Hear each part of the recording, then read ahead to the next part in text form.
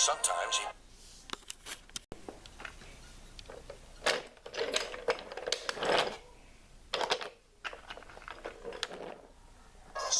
he pushed freight cars, but whatever the work, Duck got the job done without fuss. One day, Duck was resting in the shed when Sir Topham Hatt arrived. "Your work in the yard has been good.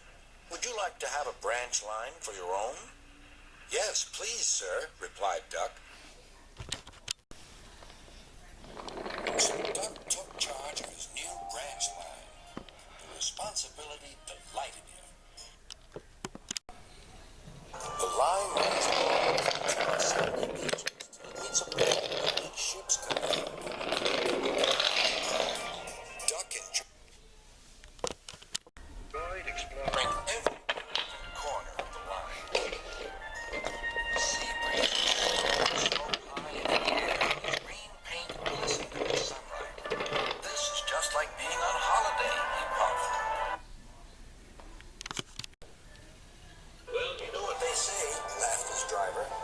"Change is as good as a rest."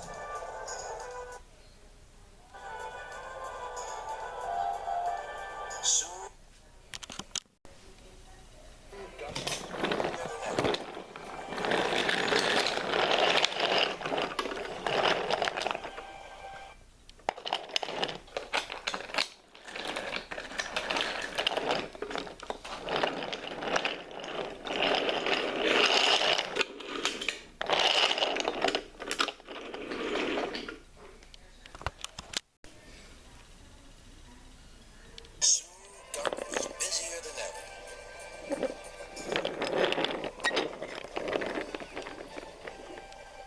Sir Topham Hatt was building a new station in the port. Duck pulled the heavy freight car. Bertie looked after Duck's passengers, and the other engines helped too. The work took a long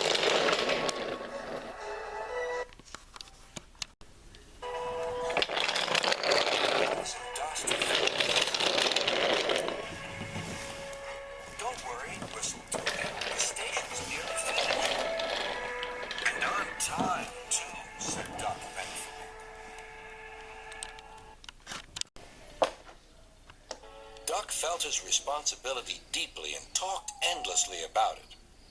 "You don't understand, Donald, how much Sir Topham Hatt relies on me." "Ach, aye," muttered Donald sleepily. "I'm Great Western, and I—" "Quack, quack, quack." "What?" "Ye heard? Quack, quack, ye go. Sounds like ye'd an egg laid. Now wheesht and let an engine sleep." "Quack yourself," said Duck indignantly. Later, he spoke to his driver. "Donald says I quack, as if I'd laid an egg." "Quack, do you?" pondered his fireman. He whispered something to Duck and his driver. They were going to play a joke on Donald and pay him back for teasing Duck. The engines were busy for the rest of the day, and nothing more was said.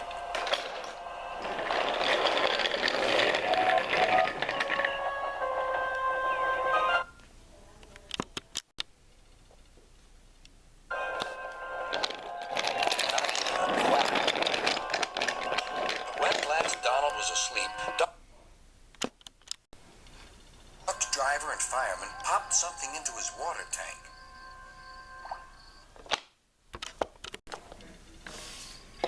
Next morning, when Donald stopped, he found that he had a passenger aboard.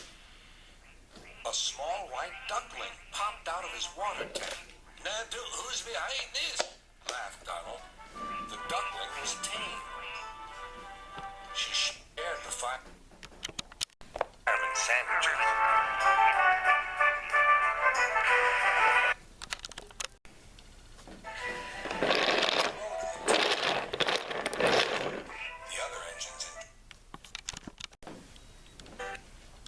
The other engines enjoyed teasing Donald about her.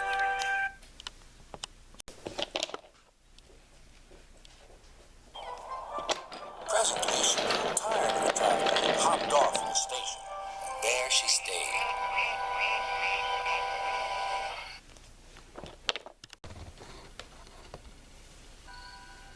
That night, Donald's driver and fireman got busy. And in the morning, when Duck's crew arrived to look him over, they laughed and laughed. Look, Duck, look what's under your bunker. It's a nest box with an egg in it. Donald opened a sleepy eye. Well, well, well, ye must have laid it in the night, Duck, all unbeknownst. Then Duck laughed, too. You win, Donald. It'd take a clever engine to get the better of you. The duckling station.